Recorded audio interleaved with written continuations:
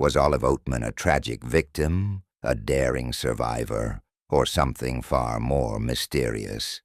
Her face, marked with a striking blue tattoo, has become one of the most haunting symbols of the American frontier.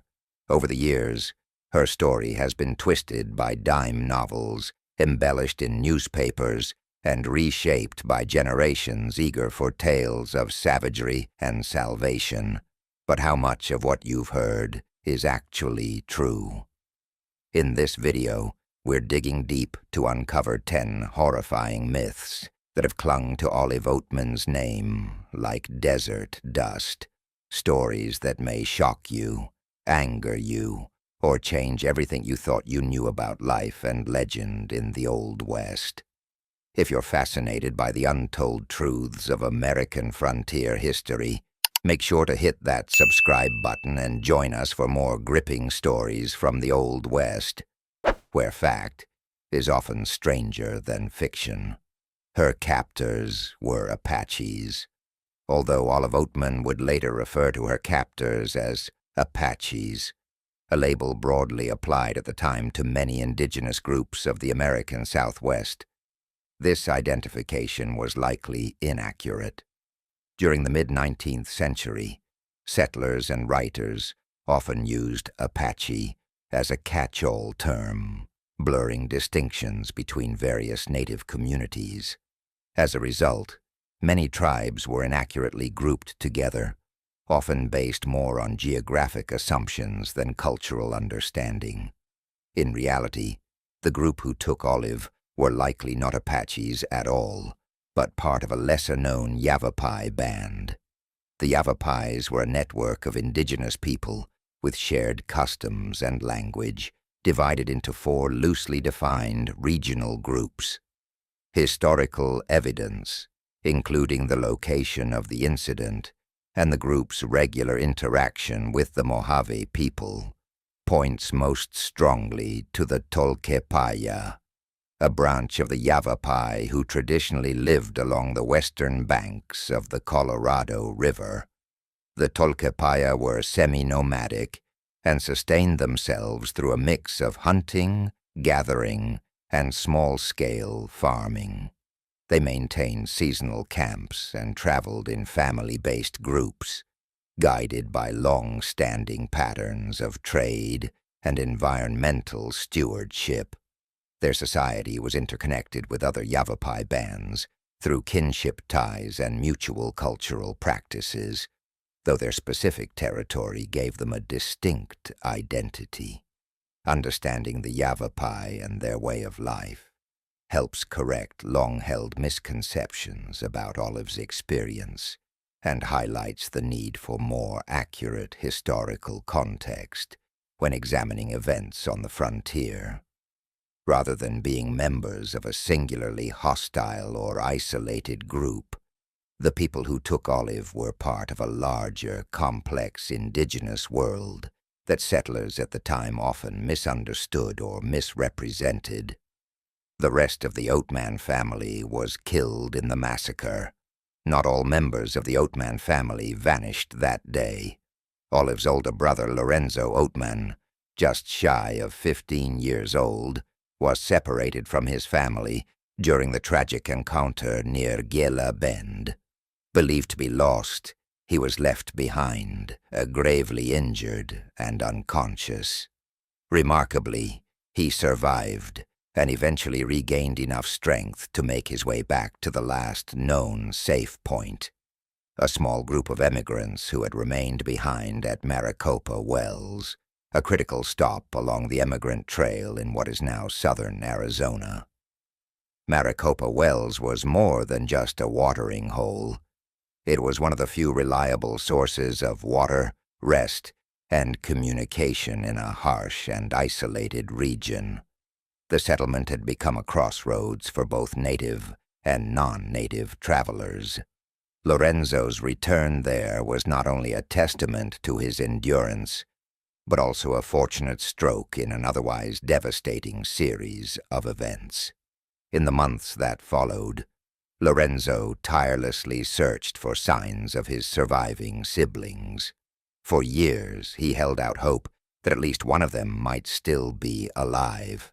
That hope was realized in 1856, when Olive was released after negotiations for her return were successfully completed. The two siblings were reunited at Fort Yuma, a military post along the Colorado River that had become a strategic hub for both defense and diplomacy during the westward expansion. Their reunion was not just emotional, it was symbolic. It marked the end of Olive's years-long separation and the beginning of her reintegration into Anglo-American society. Lorenzo remained a constant figure in Olive's life thereafter, often accompanying her during her public lectures, in which she recounted her experiences. His survival and determination played a key role in keeping her story alive and eventually bringing her home. She wore a tattoo that marked her as a captive. During her speaking tours later in life, Olive Oatman often addressed the striking blue tattoo that marked her chin, a symbol that became central to her public identity. She explained that the Mojave had given her the tattoo to make escape more difficult, implying that such markings were meant to identify captives and discourage them from running away. "I carry this mark permanently upon my face," she once told audiences, drawing attention to the indelibility of the design. However, what she did not mention was that this type of chin tattoo was a common feature among Mojave women, not something reserved solely for outsiders or captives. In Mojave culture, facial tattoos were deeply meaningful and often carried spiritual or ceremonial significance. For women especially, the chin tattoo, typically composed of vertical blue lines, was a rite of passage, symbolizing cultural belonging and sometimes marking stages of life. These tattoos were created using natural dyes, often derived from plants like the indigo bush, and were applied with great care and ritual importance. Royal B. Stratton, who helped write and publish Olive's account in his widely circulated book, supported the idea that the designs were unique to each captive. He presented them as branding marks, a notion that fit neatly into 19th century narratives about captivity and civilized versus savage cultures. But this framing overlooked key cultural truths about the Mojave. The tattoo Olive wore has since been recognized as a traditional design, consistent with patterns found on historical Mojave artifacts. A ceramic figurine from the late 19th to early 20th century, for instance, depicts a woman with the same tattoo, along with authentic Mojave facial paint, jewelry, and clothing. This artifact offers compelling evidence that the tattoo was not an isolated or punitive mark, but part of a long-standing cultural tradition. By comparing Olive's tattoo to these historical and material records, modern scholars have reframed its meaning, not as a symbol of imprisonment, but as an indication that Olive may have been more integrated into Mojave society than she publicly acknowledged. Her Mojave nickname was Olivia. Among the Mojave, Olive Oatman was known by a different name, Olive Oatman, a version of her given name adapted to fit their language and phonetic patterns. It was common for indigenous communities to modify or reinterpret the names of outsiders, especially when those names were unfamiliar in sound or structure. However, Olive was also given another name by the Mojave, Spansa. This term has drawn considerable attention from historians and biographers, as its meaning appears to carry suggestive or inappropriate connotations when translated literally. In her time, such translations were considered too delicate for public discussion, and many early accounts, especially those aimed at wide audiences, chose to omit or soften its interpretation. The Mojave were known to use playful or teasing nicknames, some of which reflected personality traits, inside jokes, or observations about an individual's behavior. This cultural practice was not necessarily intended to be cruel or demeaning. Rather, it was a form of social bonding and often reflected a certain level of familiarity or inclusion within the group.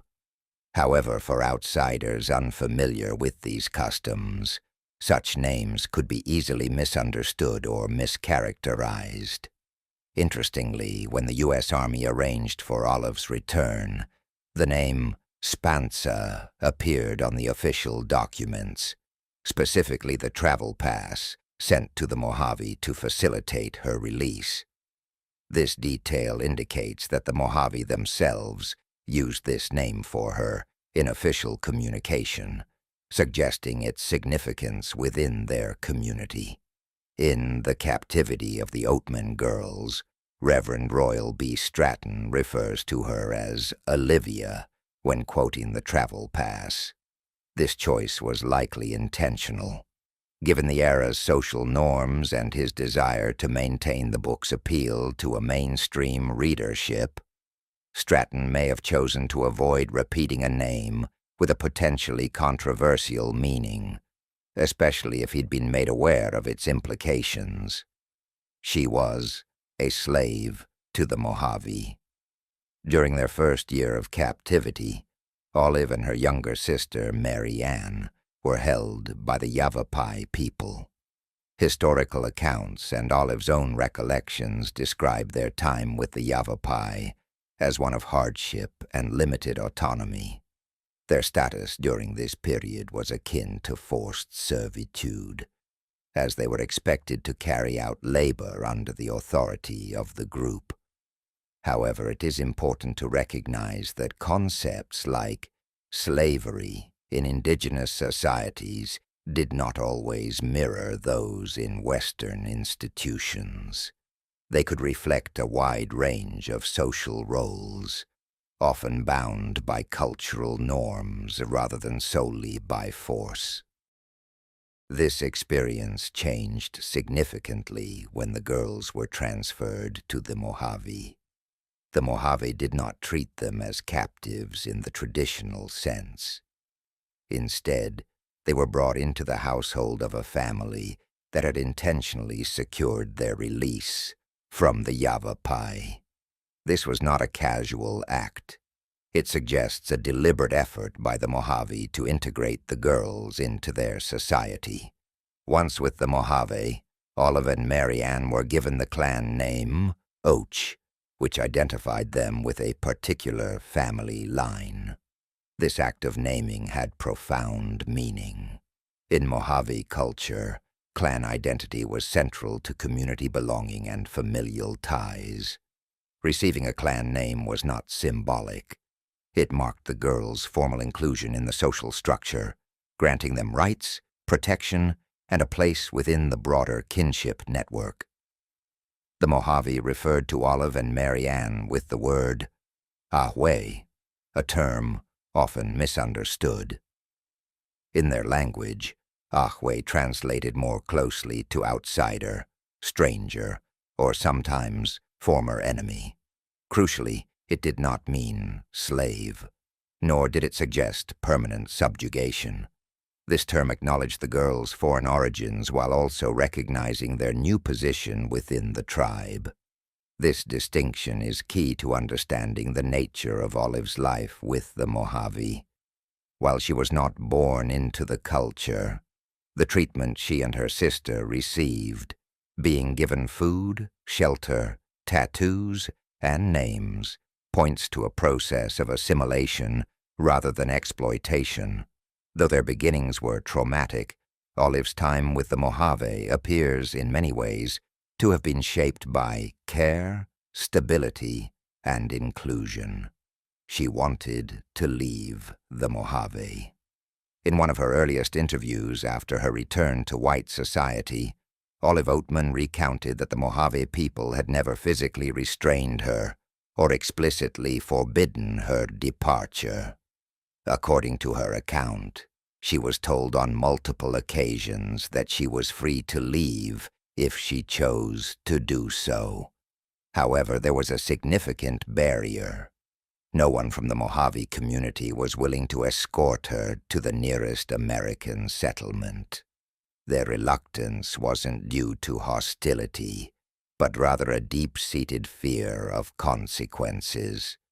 The Mojave likely understood that by taking Olive in and keeping her for several years, even with kind treatment, they could be misunderstood or blamed by outside authorities. Fear of retaliation or legal punishment by American forces discouraged them from aiding her journey back, even if they no longer considered her a captive. Olive, unfamiliar with the terrain and lacking knowledge of the long and dangerous routes between tribal lands and military outposts, felt she had no practical way to leave on her own. Her reasoning was that, without a guide, any attempt to reach a settlement would risk her life. This explanation painted her continued stay as a matter of circumstance rather than coercion. However, one incident casts a shadow of doubt over this narrative. In 1854, the Mojave hosted the Whipple Expedition, a U.S. government-sponsored surveying mission tasked with mapping a potential transcontinental railroad route through the Southwest. For nearly a week, over 200 white men camped, traded, and interacted openly with the Mojave. Olive, who was living among the tribe at the time, would have been aware of this significant event. Despite the presence of so many outsiders, including Americans who likely spoke her language and who could have offered safe passage, she made no attempt to approach them. This detail is notably absent from The Captivity of the Oatman Girls, the best-selling account of her ordeal written by Royal B. Stratton, which helped shape public perception of her experience. This omission raises important questions about Olive's life with the Mojave. Was her decision to stay influenced by a sense of belonging or emotional attachment? Did cultural adaptation, trauma, or loyalty play a role? These are complex and deeply human considerations that challenge the simple captivity versus rescue narrative so often told in 19th-century frontier literature. She hated the Mojave Indians. When Olive Oatman was formally returned to American custody at Fort Yuma in 1856, her reaction was far from celebratory.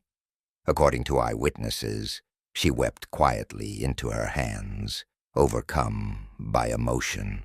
Rather than relief, her tears suggested inner turmoil, a reaction not often expected of someone thought to be rescued from captivity.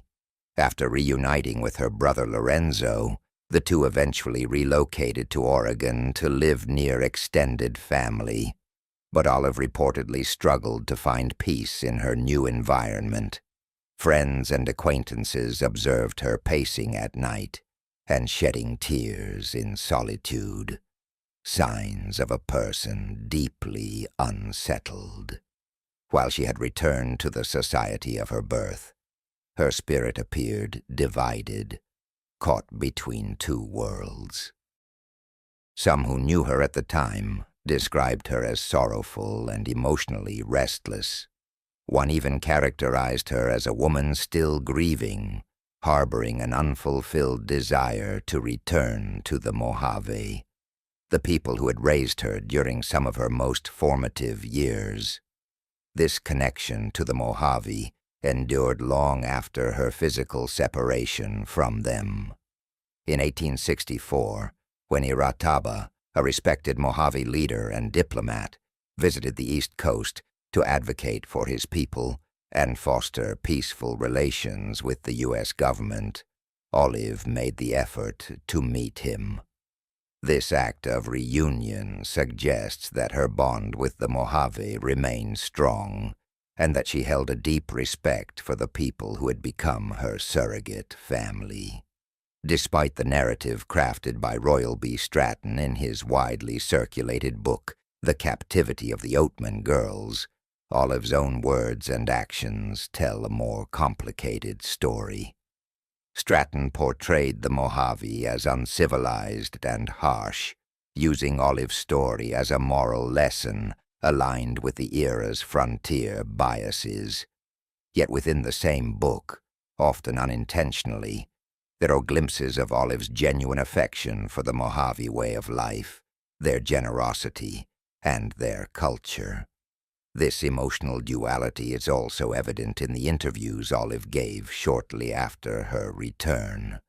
While she fulfilled public expectations by recounting her experience as a captivity, she also made statements that hinted at gratitude and affection toward the Mojave. Her time with them shaped her identity, and in many ways the return to white society did not erase that part of her.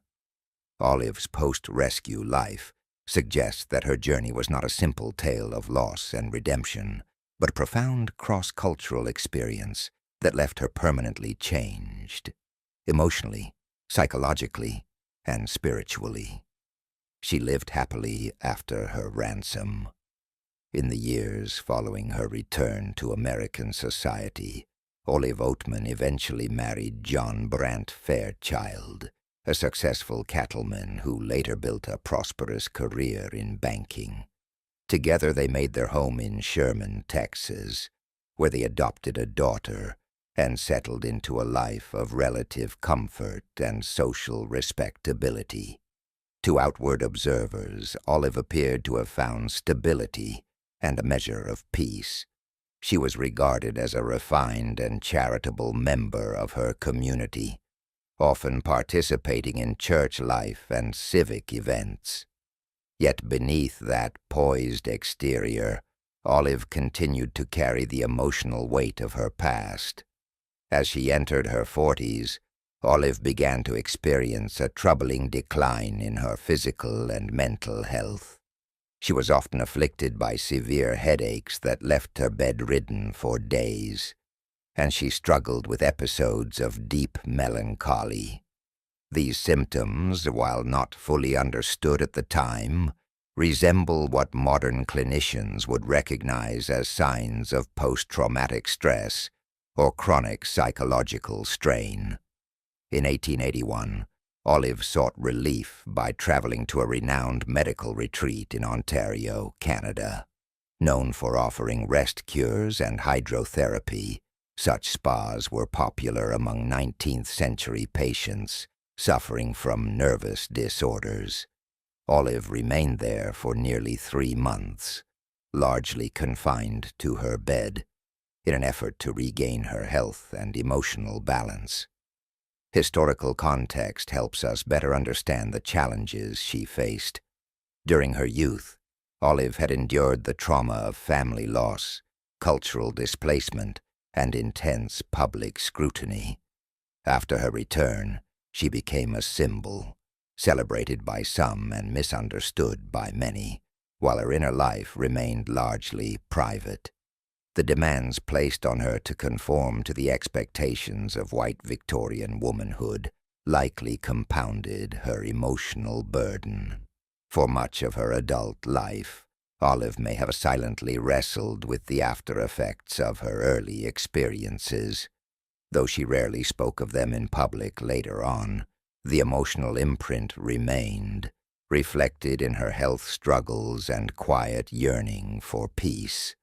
She married a Mojave and had Mojave children. There has long been speculation about whether Olive Oatman married during her years living among the Mojave people. However, historical and cultural evidence strongly suggests that she did not enter into a marital relationship or bear children while with the tribe. Among the Mojave, familial bonds and unions were deeply rooted in kinship and oral tradition.